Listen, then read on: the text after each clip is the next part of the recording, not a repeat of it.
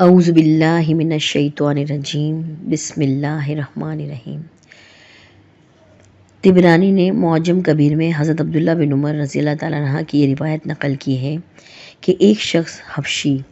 حضرت صلی اللہ علیہ وسلم کی خدمت میں حاضر ہوا اور عرض کیا، یا رسول اللہ، آپ ہم سے حسن صورت اور حسین رنگ میں بھی ممتاز ہیں اور نبوت و رسالت میں بھی۔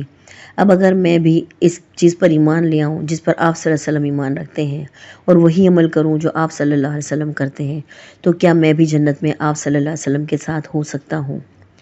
حضرت صلی اللہ علیہ وسلم نے فرمایا، ہاں ضرور،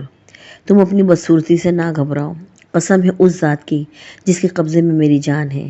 جنت میں کالے رنگ کے حبشی سفید اور حسین ہو جائیں گے اور 1000 سال کی مسافت سے چمکیں گے،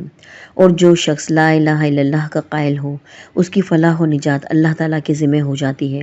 اور جو شخص سبحان اللہ و بحمدہ پڑھتا ہے اس کے نامہ اعمال میں 1,24,000 نیکیاں لکھی جاتی ہیں۔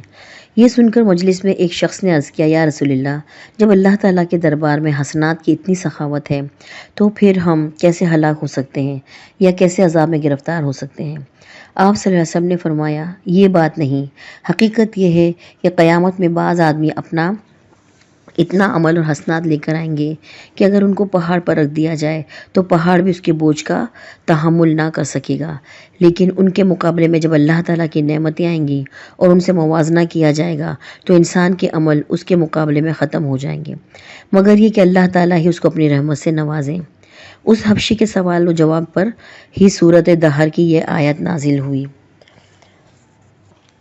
سورۃ الدہر، آیت نمبر 1۔ حبشی نے حیرت سے سوال کیا، یا رسول اللہ، میری آنکھیں بھی ان نعمتوں کو دیکھیں گی جن کو آپ صلی اللہ علیہ وسلم کی آنکھیں